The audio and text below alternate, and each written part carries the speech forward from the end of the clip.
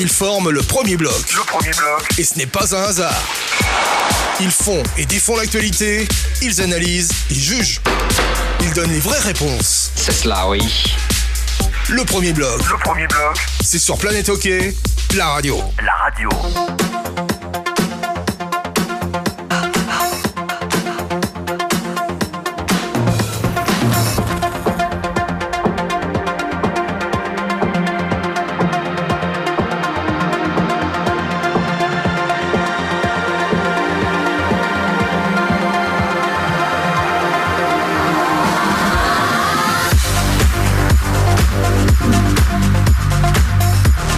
Madame, monsieur, bonjour, bienvenue, c'est le premier bloc du vendredi, c'est normal, ce sont les playoffs, on est déjà tout doucement au terme des quarts de finale de playoffs, on connaît 2 qualifiés, ce n'est pas tout à fait un hasard puisque ce sont les 2 premiers de la saison régulière, mais il s'en est passé des choses, notamment hier soir, nous allons analyser tout ça en compagnie de Laurent Perroton. Bonjour Laurent. Bonjour à tous. Et bonjour à Christian Ponty. Bonjour tout le monde. Alors messieurs, on a vécu quand même une belle soirée hier, avec un match quand même qui était prenant aux tripes, avec beaucoup de pression, beaucoup d'émotions, beaucoup d'ambiance. À la fin du 7e match, qualification de Fribourg-Gotteron, on en reparlera tout à l'heure, mais on va quand même, comme le veut la tradition, commencer avec nos casques d'or et casques de plomb. Il n'y aura pas de questions d'auditeurs aujourd'hui. Nous allons vraiment axer cette émission sur l'actualité. Alors, allez, cette fois-ci, c'est Christian Ponty, peut-être de commencer avec le casque d'or, ou bien est-ce que vous voulez y aller, Laurent, comme vous voulez. À chaque émission, c'est Christian Ponty, mais moi, je n'ai pas de souci. Ah bah non, bon alors. Je suis plus votre. Non, mais je suis plus votre préféré. C'est bon, ok, c'est bon, j'ai compris. Non, mais je vais commencer parce que c'est un peu long. Et puis, il va falloir être très, très concentré parce que c'est une histoire rocambolesque. Allez-y. Vous êtes prêts? Alors, monsieur Ducaro, c'est une histoire pour vous qui va vous plaire. Ouais. Donc, c'est un casque d'or à la Corporation des entraîneurs et c'est haut et c'est bas. On va parler du HC Mont-Blanc, équipe de première division française, éliminée des playoffs et en danger de relégation. Les joueurs ont demandé à changer d'entraîneur pour commencer les play-downs. Jusqu'à là, tout va bien. Déjà, c'est un petit peu particulier, mais c'est les joueurs qu'on demandait. Je reçois alors par SMS le mardi 5 mars à 7h du matin, au petit déjeuner, par le président du club, me demandant si je serais disponible pour une opération maintien pour 3 semaines. Ce que je refuse poliment, pour des raisons contractuelles et une situation sportive inconnue et un manque de temps. Le président propose alors donc à un ancien joueur, Étienne Croc, le poste. Il refuse également pour des raisons professionnelles. Pourquoi? Parce que les 2 premiers matchs des play-downs se trouvent à Valenciennes et à Brest et l'équipe doit voyager pendant 3-4 jours ensemble et lui, pour des raisons professionnelles, ne peut pas accepter cette situation. Résultat, le coach démis de ses fonctions, Rémi Perronard, revient finalement à la barre. Malheureusement, il perd ses 2 premiers matchs.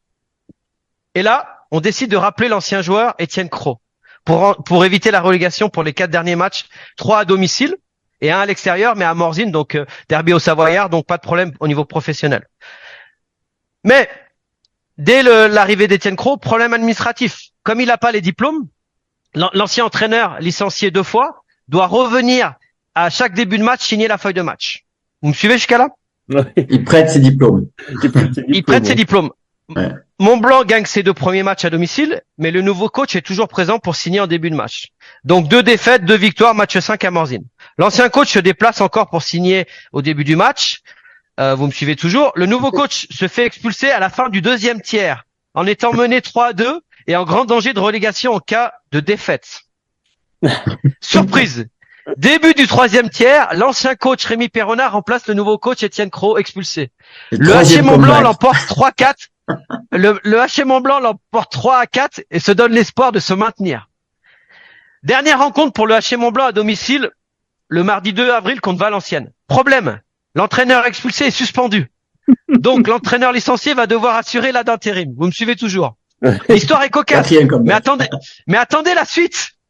L'entraîneur et le meilleur étranger de Valenciennes, l'adversaire du soir, ont signé au HC Mont-Blanc pour la prochaine saison avant les play-downs pour remplacer Rémi Perronard, l'entraîneur licencié.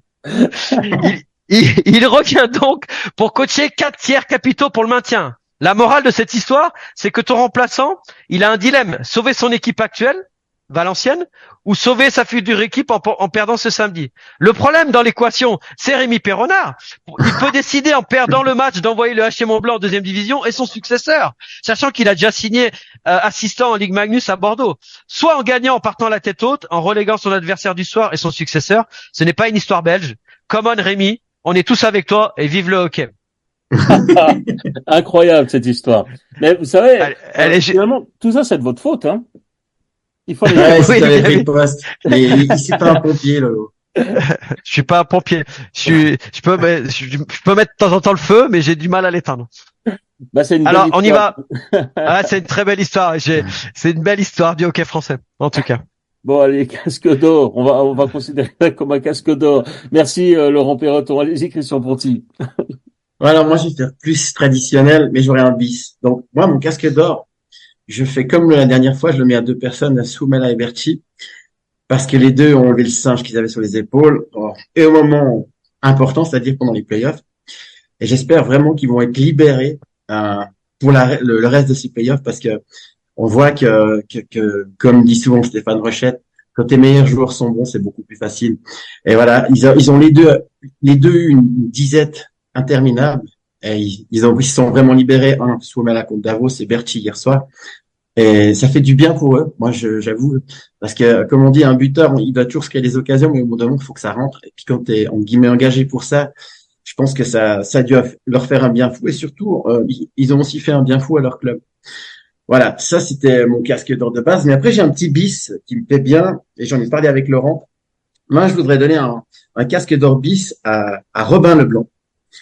Consultant sur MySport, pour sa claire vision lors du match de Davos-Lausanne HC. Et notamment lors des analyses de Stéphane Rochette, qui sont toujours très intéressantes. Mais, comme je le dis souvent, on en parle souvent avec Laurent, ces analyses sont bien, elles sont souvent très détaillées et tout, mais on oublie souvent une chose, c'est qu'on parle de ralenti et que souvent dans le feu de l'action, c'est facile de juger. Enfin, facile. Bien juger, c'est pas facile. Mais ce que je veux dire, bien analyser, c'est pas facile, mais voilà, Robin Leblanc a dit plusieurs fois, ouais, mais attention, t'es avec ta tablette, ce ralenti, le temps de décision est très court. Et juger une erreur en disant c'est inacceptable, inadmissible, voilà, c'est en guillemets facile. Après, Stéphane Rochette, c'est aussi lui-même, il l'a dit aussi, mais je pense que c'est parce que justement Robin Leblanc l'a dit. Et puis c'est clair que c'était un match où Lausanne a pu dérouler parce qu'il y avait une abondance de blessés, mais j'ai trouvé qu'il a été extrêmement clairvoyant. Et je trouve que, mais Laurent pourra m'en dire un mot, c'est très important d'avoir un contradicteur, parce qu'on a souvent, pas des disciples, mais presque. J'aime aussi beaucoup, je le dis ouvertement, les matchs quand il y a un Laurent Meunier, parce qu'il est toujours droit dans ses bottes. Et moi, je trouve qu'il faut qu'il y ait de la contradiction. Quand tu as une analyse qui est claire et limpide, c'est une chose, mais ça veut pas dire qu'on peut pas dire autre chose. Et c'est ça qui amène du débat et quelque chose d'intéressant. Et j'ai trouvé Robin Leblanc excellent. Laurent? Ouais, bah moi je voudrais rajouter aussi. En plus, j'ai appris pas mal de choses et puis bah il connaît très très bien Davos, donc non, c'était très intéressant de l'écouter. Et c'est vrai que par exemple dans le cadre de l'Aimant Bleu, on est deux contradicteurs.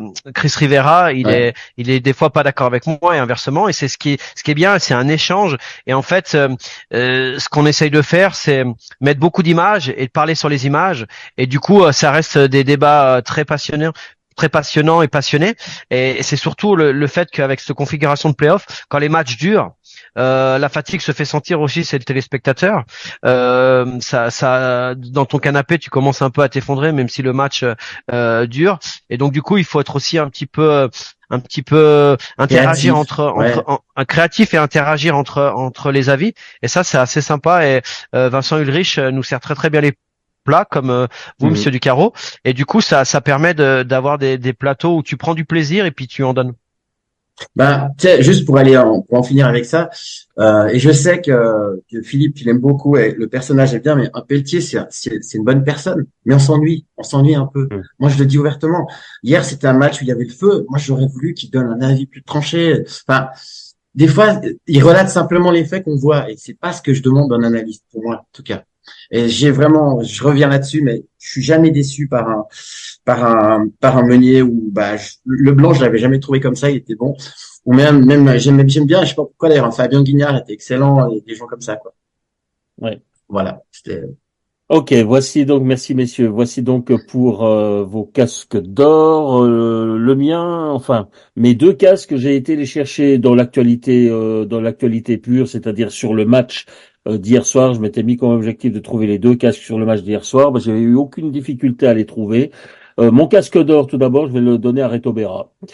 Simplement parce que je pense, même si c'est bien sûr l'ensemble de l'équipe qui s'est qualifiée pour les demi-finales, l'ensemble des Dragons, je crois que Reto Berra est le fondement même de cette qualification. On a voulu un peu opposer Reto Berra à Niklas Schlegel depuis le match numéro 3, puisque la série a commencé à picoter un peu pour Gauthieron à partir du match numéro 3 et les changements apportés par Luca Gianninazzi. Mais je crois que même dans le duel à distance, sans bien entendu émettre la moindre critique par rapport à Niklas Schlegel qui a été extraordinaire et qui a lui-même relancé également la formation luganaise, Reto Berra s'est montré légèrement supérieur dans les moments clés. Hier soir, il a encore réalisé des arrêts clés. Il a même fait un big save en fin de match. Vous imaginez le poids du big save de la fin de match si le score avait été encore plus serré en fait. Sur Daniel Carr, ouais. Ouais. Et je pense vraiment que Reto Berra mérite aujourd'hui ce casque d'or parce que Gauthieron lui doit énormément et on le sait, sans un gardien de grande qualité de cette valeur-là où il est à, je crois, à peu près 93%, 94% d'arrêt dans ces séries, eh bien, sans un gardien comme cela, on ne peut pas avoir d'ambition. Eh bien, grâce à Reto Berra, Gauthieron peut avoir de l'ambition. Voilà, ça c'était pour mon casque d'or. Je vais enchaîner avec le casque de plomb, si vous êtes d'accord, j'enchaîne. Là, j'ai pas eu beaucoup de difficultés non plus à aller rechercher mon casque de plomb, et je l'aime bien pourtant, hein, c'est Benoît Yecker. Ça fait quand même 2 matchs consécutifs qui nous en fait une belle. Hein. Lors de la manche numéro 6, il se prend 5 minutes en tout début de rencontre et ça aurait pu avoir une influence, enfin ça a eu une influence d'ailleurs sur l'ensemble du match et ce sont des choses qui ne devraient pas arriver avec un homme de son expérience. Je vous rappelle qu'il est international aussi désormais. Et puis alors ce qui s'est passé hier, bien entendu, c'est très malheureux, le coup de canne au visage. Il se prend cette double pénalité pour le coup de crosse, mais ce sont des choses qui normalement ne devraient pas arriver. On peut lui trouver toutes les excuses. Et je veux bien d'ailleurs lui trouver ces excuses. Mais en fait, voilà, sur le bilan des 2 derniers matchs, Yecker, c'est 1 fois 5 minutes et puis c'est un 2 fois 2 minutes qui aurait pu avoir de graves conséquences à ce moment-là de la rencontre. Voilà mon avis. Je ne sais pas si vous le partagez, messieurs. Je serais d'ailleurs assez curieux de vous entendre à ce sujet. Non, mais moi, je trouve surtout que ça doit être le gars le plus malheureux de l'histoire parce que Moi, ce que je vois aussi, c'est que, si tu veux vraiment voir, ce que je trouve important dans des moments comme ça, c'est que ton coach, il continue de te donner la confiance parce que Yecker, il a fait des erreurs, mais ça reste un bon défenseur. Hier, c'est 16-27 de temps de jeu. Ça veut dire que malgré les boulettes, il compte sur lui. Et en fait, c'est ça une équipe. C'est des fois rattraper les boulettes des autres. Et le box a bien fonctionné, Berra a livré. Enfin. Et des fois, t'es rattrapé par le karma parce que c'est fou, c'est que avant l'acte 6, il y a une interview de Benoît Yecker sur notre antenne et puis il explique qu'il faut faire attention avec les pénalités. Et malheureusement, c'est un petit peu de maladresse parce qu'il est mal placé sur la première pénalité sur Joly. Il prend le 5 minutes avec le coup de genou et puis hier, la canne remonte. Et puis voilà, il blesse l'étranger de Lugano. Donc heureusement pour Fribourg, il s'en sort bien, mais je pense que ça va lui servir pour la suite de ses playoffs. Et c'est un défenseur qui a énormément progressé, qui est très très fort, notamment dans le pressing adverse, qui arrive toujours à sortir des petites passes subtiles et qui est très constant. Donc il a une progression linéaire et il a atteint l'équipe de Suisse. Maintenant il a été pris. Donc du coup voilà, et ça fait partie des playoffs. À lui de se ressaisir pour les demi-finales. D'ailleurs, je ne remets pas en cause ses qualités, c'est vraiment sur les 2 événements. Bien sûr. C'est factuel, hein, et là, malheureusement, ça tombe mal. Voilà, c'est ça. Ouais. Et vous faites mais ça moi, c'est marrant, de la saison. Voilà, mais là, vous êtes sur un match numéro 6 et un match numéro 7 qui sont potentiellement décisifs. Ouais, et là, vous devez quand même faire très attention. Mais moi, ça me fait rebondir sur ce que tu dis là, ça me fait rebondir sur l'affaire avec Sprunger, qui prend sa pénalité au premier match, tu vois. C'est pour ça que je dis, il y a des fois, bien sûr que c'est vraiment pas le bon moment.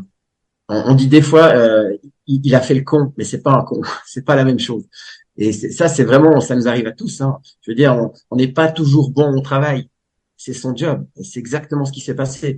C'est pour ça que je dis que c'est le gars le plus malheureux. Si c'était un récidiviste, mais c'est pas du tout le cas. Mais regardez Sprunger, quand il se fait sortir, il a la tête en bas, il a les boules, il se dit merde. Et moi, ce que j'aime bien, c'est que finalement, dans ces moments-là, c'est là que tu vois aussi que quand c'est un bon gars, les gars, ils vont aussi le faire pour lui. Ils ont bossé pour lui. Et c'est ça une équipe. Et ça veut dire que c'est une situation compliquée, mais que finalement Fribourg a su gérer. Et ça va ramener encore plus de confiance. Et ça, quand t'es coach, tu dis les gars, on va la tuer pour lui, blabla. Enfin, ça amène une pierre à l'édifice indirectement quand ça se passe bien. Voilà, donc ça c'était mon casque de plomb. On va écouter maintenant celui de Laurent Perroton. Ouais, alors mon casse de plomb, c'est voilà, c'est une belle période, les playoffs, c'est magnifique ce qui se passe au niveau des matchs, etc. Il y a des fois quelques problèmes, mais moi c'est aux fans attiques et non aux supporters du HC Davos et du Lausanne Hockey Club. On vit une série plein de rebondissements avec des scénarios différents. À chaque match, certains énergumènes pensent plus à détester l'adversaire qu'à aimer sa propre équipe. Tu n'es ni juge unique, ni arbitre, ni joueur, ni entraîneur. Tu es spectateur qui encourage ton équipe. Influence que tu peux influencer, notamment en encourageant ton équipe. La haine, les propos et les insinuations sont intolérables, cachés soit derrière un clavier, soit derrière une cagoule. On arrive à des dérives telles que le communiqué du Lausanne Hockey Club qui, sur le fond, se défend. Mais la forme et le moment, c'est une autre histoire. Et ça m'a dérangé parce que moi, je trouve que ça renvoie une image un petit peu de loser, comme la déclaration de Ward par rapport au surnombre, etc. Alors qu'il y a quand même eu un mauvais changement de ligne. Et, moi, j'aimerais qu'on parle de hockey et qu'on arrête un petit peu ces histoires. Mon grand-père me disait, balaye dans ta cuisine avant de râler sur la propreté de l'allée commune. Bah, c'est un peu ça. Quand on peut lire sur que ce journaliste doit être attendu avec de la plume et du goudron, quand on peut lire que ce club est un club de pédophiles, quand on peut lire des propos très limites sur la nationalité, les races, notamment sur certains employés du club, je crois que le community manager aurait dû s'abstenir. Le monde va mal, voire très mal, mais en Suisse, c'est extrêmement confortable. Va voir ton équipe favorite, sois festif, profite et encourage et surtout, passionne-toi pour ton club. Et là, je voudrais parler à 3 personnes qui sont des membres actifs au Lausanne Hockey Club au niveau des supporters. Guy qui est la parole philosophique, Cédric qui est un peu la parole hockeyistique et puis Louis qui est un petit peu la parole politique. C'est à vous aussi de siffler la fin de la récréation. Souvent vous nous traitez d'instituteurs, mais c'est à vous de siffler la fin de la récréation. De quoi vous avez peur? Franchement, de quoi vous avez peur? Là, l'équipe qui a été alignée le match 6 de Davos, vous auriez pu jouer toute la nuit, vous alliez gagner, c'était sûr. Pour rappel, il manque Nordström, Rasmussen, Barandun, Nakiva, Greding, Nussbaumer, Pressel, Knack, Schneeberger et peut-être Nussbaumer. Si cette équipe, c'est la même composition, vous n'avez pas à avoir peur. Et puis, il faut arrêter de toujours parler des pénalités, de juge unique. Vous pouvez pas influencer ça. Ce que je veux dire par là, c'est que aujourd'hui, malgré tout, Lausanne Hockey Club est la deuxième équipe la plus pénalisée pendant la saison régulière et l'équipe la plus pénalisée pendant les playoffs. Ça vient pas des arbitres, ça vient de l'indiscipline individuelle des joueurs. Alors évidemment qu'il y a plein de discussions sur le jugé unique et tout, mais on parle que de ça, on parle plus de hockey. Aujourd'hui, vous avez la chance, Lausanne Hockey Club a la chance de se qualifier pour le 7e match avec une demi-finale contre un roman et on avait très très peur avant ces quarts de finale de se retrouver avec 0 roman et que ça soit la fin d'une belle époque comme l'année dernière avec la finale. Et surtout ces gens-là, ils doivent aussi leur dire arrêtez un petit peu votre cirque parce que Lausanne a fait une très bonne saison, Lausanne est en train de changer son image et on recommence avec ça, avec des communiqués de presse, des articles dans la presse et tout, et on parle pas de hockey. Et du coup, sur les réseaux sociaux, tu vois que des trucs comme ça. Et moi, ça commence à vraiment me fatiguer. Alors j'aimerais que les gens, les supporters du Lausanne Hockey Club et pas les fanatiques parce que tu pourras pas les changer, mais les supporters du Lausanne Hockey Club n'aient pas peur de samedi. Si Davos vient avec cette équipe, si Davos joue au niveau où il a joué le dernier match, Lausanne passera et on aura une super demi-finale et on va parler de hockey. Il faut pas que ça soit tout le temps avec le juge unique, les pénalités, les suspensions, parce que là ça dénature le hockey. Et pour finir, j'ai un exemple très très concret. J'ai croisé une voisine qui suit absolument pas le hockey, qui est absolument pas sportive, et qui m'a dit oh mais votre sport, il y a toujours des bagarres, des histoires. Je lis le matin, il y a toujours des et voilà c'est ce qu'on renvoie. Et ça me fait mal au cœur moi, en tant que passionné. Quand j'ai une voisine comme ça qui a 2 enfants en bas âge, qui aurait peut-être la possibilité de mettre ses 2 enfants au hockey, mais qui va pas les mettre parce qu'elle entend ce genre d'histoire, ça me rend dingue. Donc messieurs, les 3 personnes nommées, siffler la fin de la récréation et parler de hockey et samedi on espère une qualification de Lausanne Hockey Club. Voilà mon casque de plomb. Dans le même ordre d'idées, puisque vous parlez un peu de fanatisme également, j'imagine que vous avez particulièrement apprécié les tags des supporters fribourgeois, enfin supporters entre C'est guillemets, inadmissible. Sur le C'est but, inadmissible. dans le cas de Lugano, et on Tu ne touches s'attaque pas, pas. comme disait, alors, à la limite, bon, mais en plus sur l'emblème du club, ça ne se fait Non, pas. mais c'est. Je veux dire, Mais je vais vous expliquer. Dans les vestiaires, la plupart du temps, sur le logo t'as un tapis, il y a un tapis. avec le logo. S'il y a un gars, même en discutant, qui marche dessus ou qui passe avec ses patins, c'est amende. C'est amende. Et c'est normal. C'est le blason. Tu ne touches pas ça. Donc, Mais Laurent, les gens qui ont fait ça, c'est d'une faiblesse intellectuelle, mais mais Laurent, c'est dramatique. ça dénote déjà le manque d'éducation et de culture par rapport à ça, parce Exactement. que ça, finalement, tu Exactement. l'apprends depuis tout jeune, c'est important. Et moi, c'est aussi ce que je veux dire, pour un peu prolonger ce que tu es en train de dire, c'est que moi, des fois, j'ai beaucoup de peine avec les gens qui ont plus besoin de parler, j'ai l'impression qu'il y a des fois des gens qui sont plus heureux de voir une équipe adverse perdre C'est incroyable. que de voir sa propre équipe gagner. Moi, on dit vive le hockey roman, c'est pas pour rien. Moi, j'aime le beau jeu, le hockey. Moi, j'adore Lausanne quand la patinoire est pleine comme ça. Je rêve d'une demi-finale. Et ça doit Mais être ça une serait fête. incroyable. Arrêtez de vous me prendre le chou. Moi, je vais basculer sur mon casque de plomb. Alors, c'est un lien direct avec ce que tu viens de dire.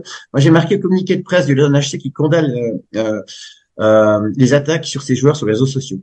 J'ai plutôt l'impression que ça met de l'huile sur le feu. Et surtout après les événements du match 4, je pense que s'il y a une équipe, un club qui aurait dû faire profil bas parce qu'il y a eu des pas jolis gestes, c'était pas le moment de faire ça. Juste pour info, c'est pas nouveau ce qui se passe. Pour rappel, imaginez ce qui a dû s'échanger sur les réseaux sociaux avant le match de qualif pour la place 8 entre Ambry et Lugano. J'ose même pas imaginer. Je comprends pas pourquoi les gens de Lausanne rentrent dans ce jeu-là. Je pense que il aurait justement fallu faire un communiqué à la limite, dire écoutez, on voudrait que tout le monde se calme, mais pourquoi je veux dire, ça donne aussi l'impression que les joueurs ils peuvent pas encaisser ça. C'est leur métier, c'est leur boulot. Je dis pas que c'est facile, je dis pas que c'est drôle, mais je pense que ça servait à rien. Et puis ben voilà, comme le dit assez souvent notre ami Stéphane Rochette, je me serais gardé une petite gêne. C'était pas à Lausanne de faire un communiqué comme ça pour moi. Honnêtement, c'était pas le moment. Et puis surtout qu'on est sur la fête du hockey, sur le fait qu'on soit content que parce que imaginez, mais normalement ça devrait être le cas. Moi j'ai dit I have a dream. Hein, ça serait le derby roman versus un derby des Z en face. Imaginez les demi-finales qu'on va se taper. Incroyable, génial. Du hockey. Mais je suis pas certain du derby des Z. Mais non, je sais. Mais voilà, je disais ça parce que dans l'idéal absolu, les Z avec les deux finalistes il y a 2 ans, mais ça veut pas dire que Berne ne le mettrait pas. Je dis pas ça. Mais je dis en tout cas déjà une chose, moi qui me fait ultra plaisir pour Lausanne, c'est de revoir cette patinoire pleine qui mérite. Je veux dire, il y a eu un monstre faux départ. Bah justement. Première fois. Tout va bien. Bah, exactement. Donc, justement, qu'on mette le focus au bon endroit. Et puis, parce que des fois, je dis pour rappel, c'est terrible. Le faux départ de Lausanne, c'est que la première grande fête de Lausanne à Malais, ça a été les Jurassiens qui ont gagné la Coupe de Suisse. Maintenant, c'est Lausanne, c'est the place to be. Et ça peut être incroyable. Et je pense qu'ils vont avoir besoin de leur public et du bon public. Okay. Moi, je voudrais juste rajouter, Christian, il a dit quelque chose de très juste. Il a parlé d'éducation. Quand tu as dit ça, il y a un truc qui m'est venu à l'esprit et pourtant je commence à avoir un certain âge. Quand j'avais 8 ou 9 ans, on avait un derby contre Grenoble et mon père me disait que c'était une très bonne équipe et je lui ai cité 2 joueurs en disant qu'ils étaient nuls. J'ai pris un aller-retour et j'avais pas compris pourquoi et je pense que c'était pas la même éducation qu'aujourd'hui. Mais le lendemain, il m'a pris à part et il m'a dit je veux plus t'entendre une fois parler de l'adversaire. Tu dois te concentrer sur ton jeu et arrête de critiquer les autres et l'adversaire et surtout tes coéquipiers, bien évidemment. Mais ça, c'était déjà acté. Mais du coup, ça m'a marqué toute ma vie et ça, c'est très très important de se concentrer, que tu sois joueur, entraîneur, supporter. Et je vous donne un dernier exemple. Christian me connaît très très bien et ça c'est un exemple que j'ai jamais parlé soit sur un média, soit à la radio, soit à la télévision, soit dans la presse écrite. Lorsqu'on a joué la finale contre Sierre, je peux vous dire que j'avais les boules, mais d'une force. Mais pourquoi? Parce qu'après chaque match, je suis souvent le dernier à partir de la patinoire. J'arrivais dehors et il y avait le chef des arbitres avec les arbitres qui étaient tout le temps en discussion avec Didier Massy. Arbitre, mais membre actif au HCR. Et en fait, le premier match, j'ai commencé à m'agacer. Après le match, et puis j'en ai parlé avec mes assistants capitaines. Et David Delessert m'a dit influence que tu peux influencer. Et en fait, après, à chaque fois que je sortais de la patinoire et que je les voyais en train de discuter, j'allais les saluer, puis j'avais le sourire et du coup, ça me donnait, en fait, j'ai changé mon état d'esprit en me disant ce que je trouve injuste, je vais essayer de le transformer pour travailler encore plus fort et trouver des solutions pour battre HSIR. Et lors du match 5, fin du deuxième, on gagne 3-1 et qu'est-ce que je vois? Je vois rentrer Didier Massy dans le vestiaire des arbitres, qui est juste à côté de notre vestiaire. Et là, j'ai le directeur sportif, Nicolas Burdet, qui arrive, qui me dit c'est un scandale et tout. Et là, j'ai fait exactement ce que m'avait dit DLSR. Je lui ai dit, écoute, nous, on va essayer de gagner, peu importe ce qui se passe. Si on est bon et si on a des arguments sur la glace, on va essayer de trouver des solutions. Et en fait, je parle de ça parce que 5 ans auparavant, je pense que ça serait mal terminé sur le parking. J'aurais pété les plombs, etc. Donc, avec l'âge, non mais c'est vrai, Christian. Avec l'âge, on essaye d'évoluer et c'est là-dessus aujourd'hui qu'on peut pas changer la majorité des gens. Mais il y a des gens, les 3 personnes que j'ai nommées, c'est des gens qui influencent le supporterisme et puis leur site. Alors, c'est à vous de dire à tout le monde, c'est stop, on va se concentrer. Samedi, on a une belle fête, on peut aller chercher une demi-finale et on va arrêter de parler de la montagne, de ci, de là, des insultes dans tous les sens, du juge unique. Le juge unique, il est à l'étranger, on pourra jamais rien faire. Il fait ce qu'il veut. Je suis pas d'accord avec ce qui se passe, mais à partir du moment où il a pris la décision, qu'est-ce que tu veux faire? Tu veux faire quoi? Tu crois qu'il va la changer la décision parce que on va au premier bloc, on va dire qu'on n'est pas content? Mais jamais. Donc voilà, prenez du plaisir, gagnez ce match 7 et puis une belle demi-finale nous attend. Ouais, des émotions, mais les bonnes émotions. Puis le paradoxe de tout ça, c'est que souvent les gens qui gueulent, c'est les mêmes qui vont encourager quand les gars en face sont avec l'équipe de Suisse. C'est souvent ce qui se passe. Belle profession de foi, messieurs. Merci. Et c'est comme ça que nous allons conclure nos casques. D'une demi-heure pour nos casques du jour, mais c'est vrai que les thématiques étaient Il y avait à dire. Alors maintenant, c'est vous qui prenez un petit peu les rênes, Laurent Perotto, parce qu'on va parler maintenant de ce match numéro 7 de Fribourg, j'imagine, et puis surtout de ce qui nous attend ce week-end. Il n'y a pas de match ce soir. Par contre, ça fait du bien un petit peu. Du bien. Du coup, cette émission elle sera rediffusée un certain nombre de fois en radio jusqu'à demain aux alentours de 18h, 20h. Donc, soyez bons parce que vous allez être très écoutés et justement, il y a de quoi dire certaines choses, notamment bien sûr concernant la qualification ou pas du Lausanne Hockey Club. Et puis, les séries sont magnifiques en fait. La série entre Berne et Zug aussi. Donc, je vous écoute, messieurs. C'est à vous, Laurent. Bah déjà pour commencer, on avait beaucoup parlé des 3 possibles candidats pour les différentes équipes. On avait parlé de Berne, de Lugano et de Davos. Aujourd'hui, juste, je vous parle un petit peu de ça parce que moi, j'adore regarder l'aspect défensif et puis les paires de défense. Mais par exemple, à Berne, c'est Nemeth, Schützer-Sander, Poka Anka, ça me fait rire à chaque fois de le dire, le Felkreis. Donc vous avez des gars qui ont été en équipe de Suisse, dans des équipes de sélection étrangères. À Lugano, vous avez Müller, Anderson, Wolf, Tennyson, Alatalo, Peltonen et Guerra. Et puis lorsque je disais qu'on a eu des reproches, lorsque je disais le meilleur tirage pour le Lausanne Hockey Club, c'est Davos. Aujourd'hui, c'est Dalbec, Egli, Jung, Fora, on y reviendra, qui était vraiment en grande difficulté, Minder et Gebe. Donc quand vous comparez déjà le line-up de ces 3 équipes, c'est vraiment très différent. Maintenant, pour revenir sur la série Fribourg-Lugano, on s'est amusé à les Mans Bleus à faire un petit peu des paris. Moi, j'avais mis 4-3 pour Fribourg. Parce que l'avantage de la glace, je pensais que ça allait faire la différence, mais surtout Lugano avec l'équipe alignée et le retour de certains joueurs comme Marco Müller, l'éclosion de certains joueurs, la qualité des défenseurs. Et moi, je pensais pas du tout qu'on allait avoir Schlegel au but, mais finalement Schlegel c'est pratiquement 94%, il a 93,88, Berra 93,26, donc il a fait le job et finalement ça s'est joué sur les individus. Di Domenico, malgré des fois son côté bouillonnant sur le match, l'acte 7, il a mis des goals très importants. L'acte 5, hier, il met un goal très important, 2 pipis, un lucarne droite, un lucarne gauche, et ça permet à son équipe de gagner les 2 matchs décisifs à la maison, qui étaient très importants. Là où ils sont toujours très bons, c'est en powerplay.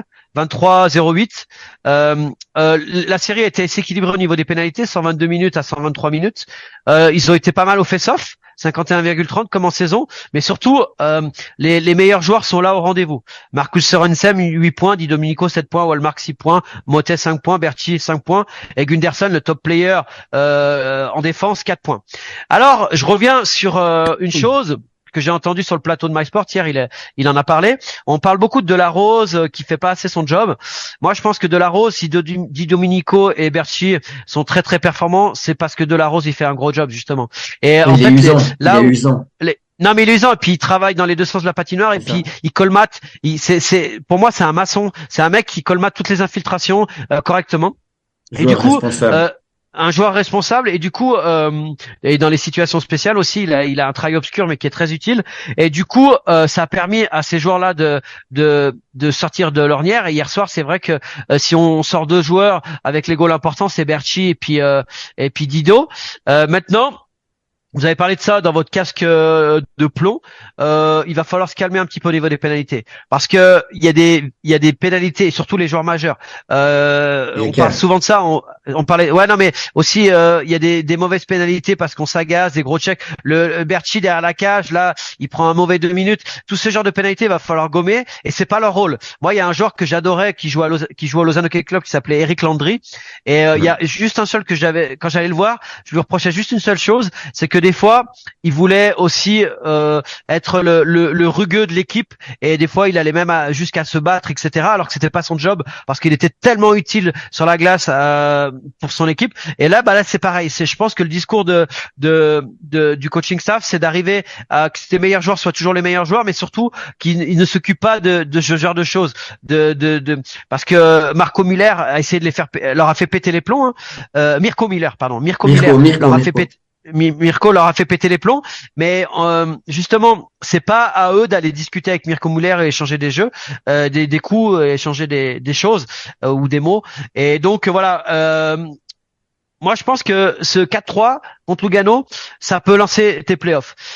C'est bien qu'ils aient une série difficile parce que ça va leur permettre peut-être d'aller, parce que l'objectif de Fribourg cette année, c'est le titre et ça a été annoncé. Ça va peut-être leur permettre d'aller plus loin. Et pour conclure, je rajouterais évidemment mention spéciale à Marchand, Jorg et Valzer qui ont été très bons tout au cours de la série parce que faut se les taper la ligne jolie car Turkov, ils ont réussi à annihiler quand même dans l'ensemble Turkov et surtout Joly un peu moins quart, donc c'est une belle performance et puis vraiment très content pour Andrei Bikov de le voir continuer cette saison quoi. Vous me permettrez de rajouter encore, puisque vous parlez des mérites individuels, je vais encore rajouter le mérite individuel de Kiki Motet qui a fait ce qu'il fallait faire, c'est-à-dire comme dans tous les matchs de la série, vous le savez, le premier but qui a été marqué a permis à l'équipe victorieuse justement de s'imposer, et Kiki Motet a marqué un but très important. Puis très joli. Très joli but. Ouais. Bon, il a été un peu aidé puisque Schlegel avait perdu ce calme, mais vous me direz que c'est match nul dans la circonstance puisque sur un but encaissé par Gauthieron, c'est Berra qui n'avait plus sa canne dans les mains. Mais je voulais simplement relever également le mérite de Kiki Motet qui a marqué ce fameux 1-0 qui psychologiquement a sans doute été très important, ce d'autant que Fribourg ensuite a pu prendre de longueur d'avance et le 2-0 permettait quand même théoriquement de mieux gérer le match jusqu'à cette erreur qui fait que Fribourg finalement encaissé en étant en supériorité numérique. Enfin bref, voilà, je voulais juste rajouter ce petit mot sur Kiki Motet. C'est à vous, Christian Ponty. Ouais, alors moi ce que je vais dire, c'est que il y a une phrase qui dit tout ce qui est donné n'a pas de valeur. Je pense que on l'a dit, Lugano, on savait que c'était un adversaire compliqué en play-off. Qu'est-ce qu'ils leur ont compliqué la vie. Il faut pas oublier qu'il y a une espèce de faux départ parce que peut-être qu'il était à 2-0. Rappelez-vous, Berti disait attention, faut pas qu'on y ait la fleur au fusil. Moi, je voudrais quand même dire qu'un Gianni Nazzi, il a de nouveau fait un travail remarquable. Cette équipe, elle a su rebondir. Et puis, par exemple, pour le match de hier soir, je trouve que ce qui est magnifique, c'est que Fribourg gagne, mais dans un match où la première ligne de Lugano, elle a cartonné et ils étaient bons. Donc, c'est pas qu'ils ont réussi justement hier soir à nier. Et moi, je dirais que hier, Fribourg gagne sur sa profondeur de banc, c'est-à-dire que des Berchi, des Motet, on les a pas vus du côté de Lugano, et ça c'est clairement ta profondeur, c'est très encourageant parce que déjà, t'as de nouveau un power play qui fonctionne et quand c'est pas Sorensen, et ben justement c'est bien insoluble parce que ça va être Dido. Ben, ça c'est confirmé hier soir. Berra, il était régulier du grand Berra. Et puis moi je fais quand même dire Berchi. Hein. Alors pour moi c'est exactement le joueur de concession, franchise player si on veut, parce que ouais voilà aussi disait mais quand il faut se réveiller, et Berchi, rappelez-vous, déjà à Lausanne, il était bon en play-off, c'est un joueur de play-off. Quand l'intensité monte, il est bon. Et moi, je l'ai trouvé très bon et au bon moment. Ça, faut le préciser. Et puis, je voudrais quand même dire aussi un truc. Il y a un truc qui m'a bien plu. J'ai regardé, si on arrive au match numéro 7, hier, c'est presque au match 6, Lugano gagne et Stéphane Patry joue 4 minutes et c'est lui qui met le winning goal. Ça veut dire que envoyer un gars sur la mi-match qui joue que 4 minutes, qui te met un winning goal, ben ça veut dire deux choses. C'est que Patry, il a réussi à rester focus. C'est un gars qui a été blessé longtemps. Et ça veut aussi dire que son entraîneur fait confiance à un jeune. Donc, tout ça pour dire qu'on a eu droit à un magnifique quart de finale, mais que avec deux super protagonistes. Et en tout cas, cette qualification. Je voudrais rebondir sur ce qu'a dit Christian par rapport à la profondeur de banc. C'est clair que il y a des joueurs qui sont passés à travers. Donc on a parlé de Mirko Miller, mais Mirko Miller, il a été l'agitateur, mais il a été en difficulté parce que Calle Anderson était scandaleux. Ce qui c'était juste lui, savoir, c'est Calle Anderson, c'est pas. Non, bien sûr, c'était Calle Anderson, c'est moins 7. Hein. Arcobello, c'est moins 7. Hein. Mirko Miller, c'est moins 5. Donc trois joueurs très très importants avec des gros contrats finissent avec des plus-minus catastrophiques et ils étaient souvent sur les goals importants encaissés. Donc c'est exactement la profondeur et évidemment dans les moments décisifs comment dire l'expérience et puis surtout la qualité de Berra aussi a fait la différence. Donc voilà, mais moi je pense je rejoins Christian, je pense que c'est une série qui va pouvoir leur permettre la pression maintenant elle est beaucoup moins importante et ça va pouvoir te libérer et en plus tu as galéré pour y arriver donc t'es dedans. Ça te donne de la confiance quand tu sors de ça. Exactement. Non, et puis mais t'as raison hein, moi aussi je suis absolument d'accord pour moi Mirko Müller c'est un sacré joueur de playoff et c'est un gars qui fait pas de trash talking pendant la saison, mais quand il arrive, il switch. Et moi, je peux vous dire que allez parler aux gars de Fribourg. Hein. Mirko Müller, c'est la peste, mais c'est tous des gars qui aimeraient l'avoir dans leur équipe en playoff. Ben voilà, c'était nos premières conclusions après ce match numéro 7. Encore un petit mot à dire avant le match numéro 1 des demi-finales qui aura déjà lieu lundi. On connaît pas l'adversaire de Fribourg, on le connaîtra demain soir, samedi. Il y a encore une palette de possibilités hein, pour Gotteron selon les résultats. Gotteron aujourd'hui se repose, ensuite entraînement léger donc samedi et dimanche pour enfin se retrouver sur sa glace. Donc toujours avec l'avantage de la glace, bien sûr, pour ce match numéro 1. Laurent. Ouais, c'est important cette différence de jours de récupération dans la gestion des émotions, dans la pression de redescendre puis pouvoir remonter, c'est pas mal. Et puis t'as l'avantage de la glace. Donc moi je trouve que c'est dans la configuration du championnat, c'est avantageux pour Fribourg d'avoir fini hier soir et d'avoir jusqu'à lundi pour pouvoir se remettre en place. Donc ouais, et tous les feux sont au vert du côté de Fribourg pour l'instant. Et juste rajouter par rapport à ce que tu dis là, en plus, il y a une très bonne gestion des effectifs. Moi, j'ai les temps de jeu des défenseurs de Fribourg. Ouais. Juste pour dire, il y a Yecker 16-27, Gunderson, c'est le seul qui a joué 25-54. Autrement, je trouvais les 9-45, Souter 11-56, Borkman 22-58 et Diaz 21 et quelques. Je veux dire, sans Dufner 5-5. Mais c'est juste pour dire que pour moi, ils ont pas tiré sur l'effectif. Et ça, c'était un des gros problèmes. Souvenez-vous, après le quart de finale contre Lausanne, c'est que Dido, ils étaient cramés. Là, ils sont pas cramés, vraiment. Et c'est la profondeur. Puis ils étaient cramés, puis ils jouaient Zurich. Donc là, ils sont dans une meilleure configuration en tout cas. C'est ça. Bien, eh ben on verra ce que ça donne lundi donc pour ce premier match avec un adversaire à déterminer. Alors justement, quel adversaire? On va commencer avec Lausanne, bien entendu. Ouais, on y va, Lausanne. On va commencer avec Lausanne, ouais. On va commencer avec Lausanne. Alors déjà, enfin, on a retrouvé cette première ligne, ce là avec trois goals. Ils ont réussi à faire sortir du match Ashliman, donc ça c'est une très très bonne chose et fallait marquer très très rapidement. Après. Pour être complètement transparent et sans enlever au mérite de Lausanne, au niveau des absents, t'avais Nordström, Nakiva, Rasmussen, Gredig, Barandum, Pressel, Knack, Schneeberger et Nussbaumer qui a quitté la rencontre, qui sera peut-être incertain pour la prochaine rencontre. Quand on a vu la composition, je vous ai tout de suite mis un message sur le groupe en disant c'est clair, Lausanne va gagner. Il y a trop de différence. Quand vous voyez la qualité de l'effectif en quantité, en qualité des deux équipes, là il y a vraiment trop de différence. Et je vais même plus loin dans mon analyse. Après on reviendra sur le match, parce que si ils trouvent pas des solutions miracles avec des piqûres, je sais pas, avec le retour de Nordström, Rasmussen et au moins un défenseur, en espérant que Nussbaumer puisse jouer, ils sont impossibles. Moi, je dis déjà, c'est impossible de pouvoir gagner avec l'effectif. Et en plus de cela, ce qui est en plus dramatique pour le bon boulot que fait le coaching staff, c'est que Corvi, il est à la Strasse. Stransky, non seulement il est lourd, il gagne pas ses duels, mais techniquement c'est une catastrophe. Visser, c'est plus le même Visser. Et Fora, j'arrêtais pas d'écrire à Christian pendant le match. J'ai fait des focus, je suis désolé. C'est Anderson à Lugano.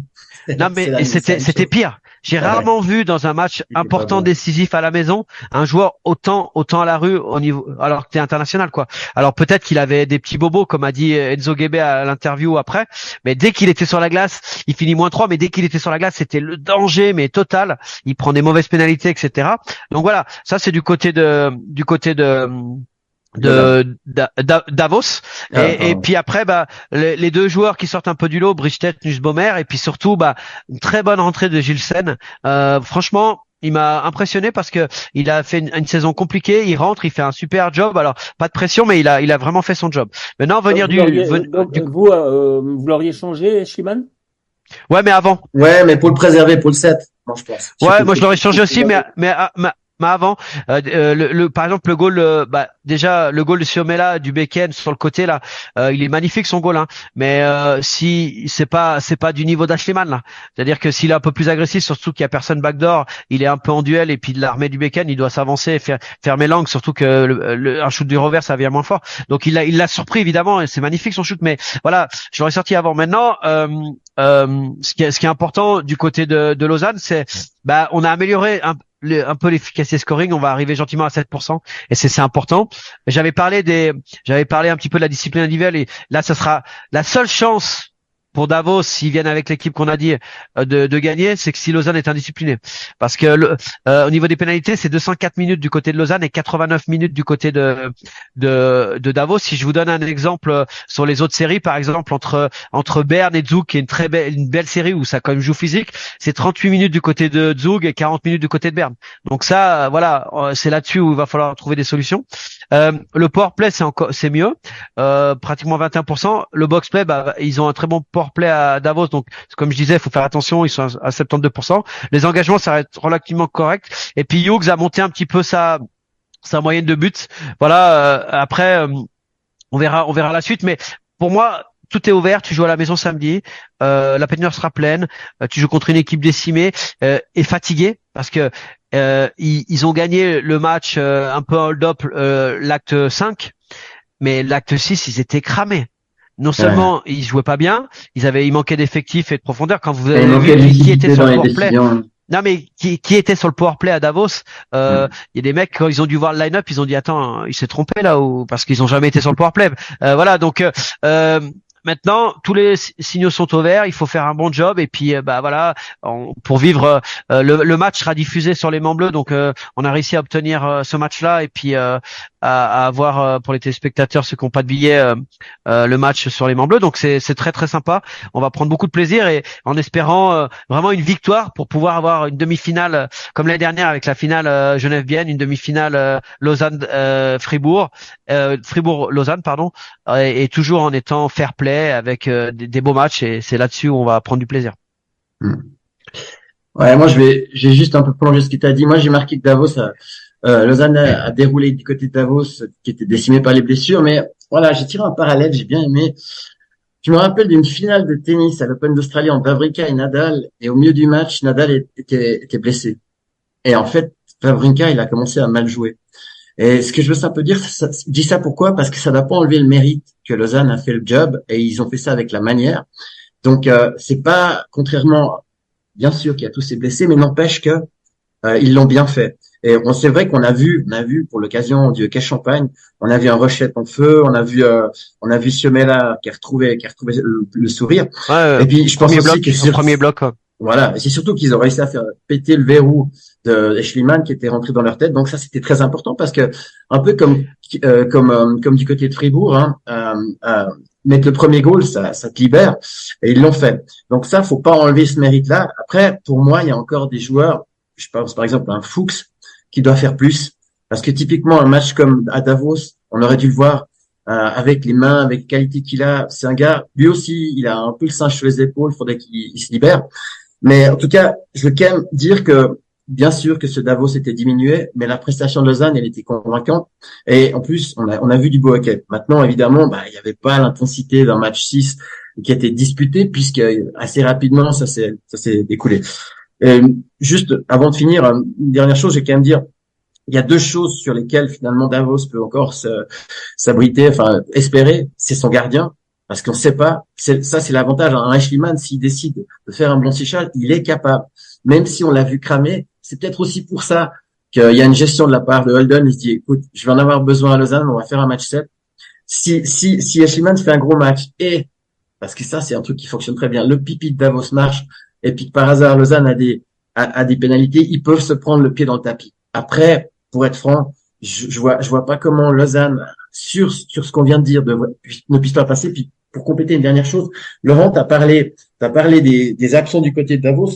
Juste pour dire, du côté de Lausanne, hein, c'est pour là, on parle de profondeur, en surnuméraire, il y avait Ugly, Kovac, Apala, Tevo, Memeto, Fourer, Allemand. De l'autre côté, en surnuméraire, il y avait Matteo Ritz, qui est le troisième gardien, qui était à Viège. C'est, en termes de profondeur, tout est dit. Voilà. Ah non, mais c'est sûr. Alors moi, je voudrais juste rajouter à titre individuel un gars qu'on a beaucoup parlé de Glauser et Frick qui font des super playoffs et puis qui font une très bonne saison. Edner, franchement, très très solide. On n'en parle pas beaucoup, c'est une très bonne signature et franchement, il fait vraiment plaisir à voir. Et je rajouterais une chose, ce qui peut sauver un petit peu Davos, c'est le timing. C'est-à-dire que on a joué mercredi soir et pour des raisons un peu de récup, ça rejoue samedi. C'est la seule chance. Et je vous redis, hein, s'ils viennent avec la même composition et si en plus Nussbaumer n'est pas là, mais aucune chance. Là, il y aura peut-être le retour de Nashtam aussi. Hein. Ouais, mais c'est justement. Mais c'est ce que je dis. S'ils viennent avec la même équipe et Nussbaumer out, ils ont aucune chance, même s'ils ont toute la volonté du monde. Il y a trop de différences de classe entre les deux équipes. Donc voilà, on verra ça samedi. On va voir la composition, va déjà déterminer le match qu'on va pouvoir attendre. Bien, donc à vous entendre, messieurs, avantage théorique à Lausanne pour ce match numéro 7. À qui allons-nous donner l'avantage théorique pour l'autre rencontre entre Zug et Berne? Alors, Zug, vas-y, Zug à la maison. Zug à la maison. Ouais, ils sont bons à la maison, Zug. Et en fait, ça reste une machine à play-off qui a été grippée à un moment donné, mais à la maison, qui sont vraiment redoutables. Après, c'est quand même une série étonnante parce qu'il y a beaucoup de scores assez fleuves avec beaucoup de goals. Parce que, et je pense, Zug à la maison, Giannoni plus fort qu'en face. Heidenborn, ils ont des problèmes à trouver leur titulaire, c'est pour ça qu'ils alternent tout le temps. Donc je pense qu'ils ont les forts la cote. Par contre, ils ont des gars comme Chervé à Berne, regardez le match 1.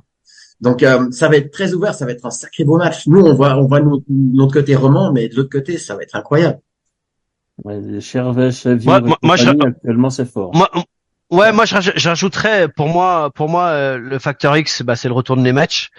Du coup on a joué avec Pokaonka, Nemec, 3 étrangers en défense avec Vutric dans les buts qui a été très très bon. Je pense qu'on va possiblement repartir là-dessus. Est-ce qu'il va avoir les coups de le mettre le coach par rapport à l'expérience de Rendeborn, je sais pas, mais en tout cas le Sévior, c'est très très important. Kaoun, il a mis un point, mais c'est Eliotto, c'est très insuffisant. Juste pour vous donner une statistique, hein, Baumgartner -4, Vermin -3, 0 points. Knack 0 points -3, Kaoun 1 point -5. C'est les 4 joueurs qui sont tes 4 leaders offensifs qui sont complètement à la strasse. Donc ces joueurs-là ont besoin de retrouver leur niveau. Par contre, Bader, Sévure, Cherven et Metz, ça fait le boulot. Voilà, ça va dépendre un petit peu de la composition. Maintenant, on a parlé du facteur X du côté avec Nemec. À la maison, depuis le début de la série, il est vraiment impressionnant. Si je vous donne un chiffre, 93,26, ça vous parle de quoi? Gardien. Gardien. Gardien, mais ouais, c'est la statistique de gardien, mais c'est la statistique identique de Berra et Giannini. C'est vraiment, ils sont toute leur vie sportive, ils se sont suivis, donc c'est vraiment rigolo, c'est un clin d'œil, mais voilà, donc non, ça va être un super match. On a 2 matchs 7 incroyables, et là, c'est un peu plus indécis pour moi. C'est un peu plus indécis parce que du côté de Zug, bah évidemment à la maison c'est très fort, mais du côté de Berne sur un match 7 avec un Tapola, je sais pas ce qu'il va m'inventer. Donc du coup, je m'attends à vraiment une opposition de style, et pour l'instant c'est du 50-50. Et il y a juste rajouter un truc, pas provoquer les gardiens. Il faut pas provoquer les Bernois, en fait. On sait que lorsque la machine bernoise se met en marche, après, elle est difficilement arrêtable. Et c'est là où vous encaissez très rapidement, dans un laps de temps relativement court, 2, 3 buts, qui peuvent avoir une forte influence, évidemment, sur la rencontre. Donc, en fait, est-ce que je peux dire que Zug aurait tout intérêt à ne pas trop emballer la partie face à ces Bernois? Non, moi, je pense qu'il faut qu'ils débutent fort, justement. Faut pas leur donner d'espoir. Laurent. Et en plus, ils ont beaucoup de joueurs qui ont marqué en playoff, plusieurs joueurs différents. Regardez les buteurs, c'est incroyable. Marquinhos, Simeone, Vingerli, ouais. Voilà. Herzog, Bergstone, rajouter un truc à ce que t'as dit, Laurent, sur Wüttrich. Juste, je trouve assez intéressant parce que Wüttrich est en train de revenir en odeur de sainteté. En début de saison, il jouait pas du tout. Et en fait, on a dit qu'il avait il a été blessé. Ouais, je sais. Mais on a dit qu'il avait signé du côté de Berne puis qu'il avait refusé une offre de Cloton. Et en fait, c'est pas vrai. Il a dit non. Pour l'instant, c'est encore pas fait. Alors, dans quelle mesure Wüttrich est aussi en train de prouver que, voilà, il s'est un peu loupé la saison passée. Cette année, il fait des débuts compliqués, mais il a aligné en play-off, qu'il aurait dit en début de saison. Parce que Radenborn, il était bon. Mais en tout cas, je sais pas si cause à effet le fait que tu parlais d'avoir le courage de mettre Wüttrich. Mais en même temps, je pense qu'ils ont envie de le garder l'année prochaine. Donc, je pense que c'est un équilibre à trouver. Et puis, c'est quand même un gars valeureux et t'en as besoin l'année prochaine. Et pour l'instant, il n'a pas signé. Bon, donc, messieurs, la tendance, vous la mettez plutôt quand même côté Jougois, alors si j'ai bien compris, de par le fait que à domicile, pas moi. Non plutôt Berne. Pas moi. Moi, je vois Berne. Moi, 50-50. Ce serait aussi plutôt côté bernois. Voilà, c'est un pur sentiment.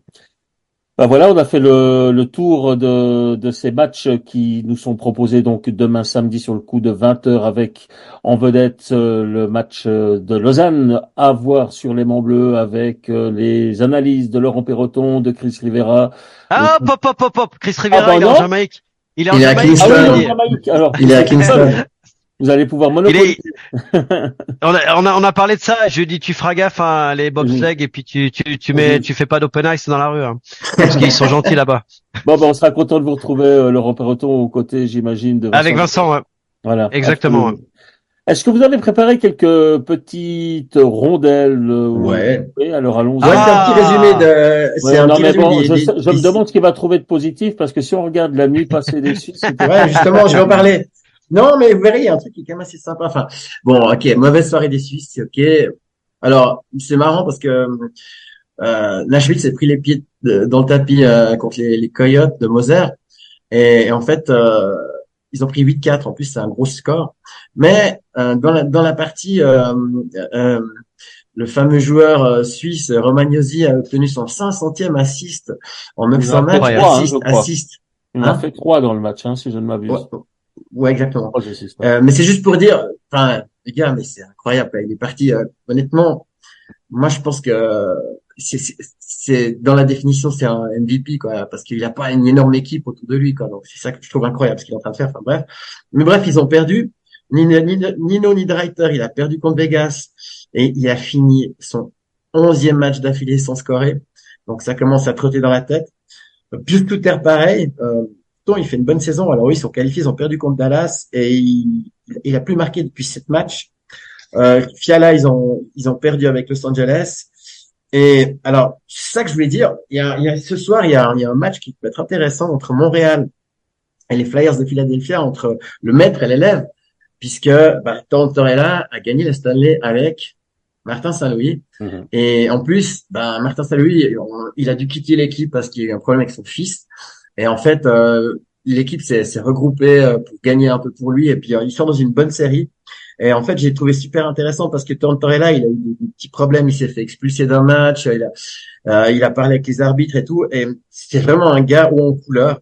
Et en fait, il y a une énorme estime entre les deux gars. Ils se réjouissent les deux de s'affronter. Et pour Saint-Louis, c'est un match particulier. Joey Porter est là. Et justement, à Montréal, beaucoup de gens parlent que de ça. Oui, Évidemment, sachant que l'équipe... ce match donc qui s'est disputé cette nuit, qui a vu Montréal gagner sur le score de 4-1 contre Philadelphie. Exact, voilà. Bah ouais. 4-1. Vous dormez moins que moi la nuit. Avec Non, mais Christian, Ouais. moi, par contre, je suis désolé, mais ce soir, ça va pas être possible. Je vais faire une petite pause là au niveau du hockey. D'accord? Donc ce soir, parce que c'est pourquoi? Ouais. C'est pourquoi ou pas? Parce que Non, c'est ton anniversaire. Bon anniversaire, monsieur Pontier. Merci. Ah, voilà, Et voilà, vous saviez pas ça, monsieur Ducaro. Alors, Vous savez pas ça. Ben voilà. Ouais. Oh, alors, Ça me rajeunit pas tout ça. Quel effet ça Pardon fait d'atteindre la soixantaine? Je sais pas. Je te dirai ça dans 4 ans. Ah! Eh oui, j'ai encore 4 ans d'avance sur lui, vous vous rendez compte? Ouais. Non, mais c'est marrant parce que je me marre parce que on s'appelle souvent pendant les matchs et puis je sais pas si on avait une fois parlé de ça, mais vous savez comment je suis devenu assistant de Laurent. Moi, j'entraînais à Morges, on avait du fun et puis Laurent, un jour, il m'a dit tu veux pas venir mon assistant? Moi, je suis un petit peu un peu nerveux, j'ai besoin de quelqu'un de calme. Et puis moi, j'étais hyper speed avec mes novices et mes juniors. Je dis moi. Et après, c'est vrai que c'est drôle. On s'est rendu compte que lui, il était très intense. Et puis, mais c'est pas le même rôle que l'assistant aussi. C'est ça qui est intéressant. Mais du coup, ça fait aussi quelques années qu'on coach ensemble. Et puis surtout, on parlait tout à l'heure justement de la confrontation et tout. Et ça, c'est un truc que j'ai toujours bien aimé. Même des fois, quand on s'appelle pendant les matchs, des fois, il y a débat. Et c'est ça qui est super intéressant avec Lolo et moi. Et par contre, on a une vision qui est assez similaire du hockey. Et puis ça, c'était toujours un plaisir. On faisait toujours un truc, à la fin des tiers, on mettait quatre faits marquants du match ou du tiers. Et je crois que 9 fois sur 10, 3 mots sur 4, c'était la même chose, et back-check défensif. On a une vision commune. Oui. Et c'est très intéressant, mais en même temps, il y a toujours de la confrontation. Donc, moi, c'est un pur bonheur de croiser Lolo. Effectivement. Ben voilà, messieurs, comme c'est l'émission du vendredi, on va quand même pas prolonger, même si j'ai beaucoup de plaisir à écouter vos analyses, mais on va vous laisser vous reposer un tout petit peu parce que on a le sprint final de demain samedi qui va encore bien solliciter vos neurones, votre sens de l'analyse et votre bagou. On se retrouve bien entendu mardi pour notre premier bloc traditionnel, toujours depuis le Bike and Coffee tête de course à Nyon. En tout cas, je vous remercie d'avoir encore une fois d'avoir participé à cette émission. Première diffusion donc sur le coup de midi, rediffusion de multiples reprises sur la chaîne Planète Hockey. La radio, n'oubliez pas que le hockey sur glace, c'est bien, mais le hockey sur place, même s'il n'y a plus de billets, c'est mieux. Mais il y a quand même la télé pour rattraper tout ça. Et puis, n'oubliez pas que, certes, il y a l'élite, mais il y a également encore des séries dans toutes les, dans toute la hiérarchie du hockey suisse. Ça va des seniors aux juniors en passant par les vétérans, etc., etc.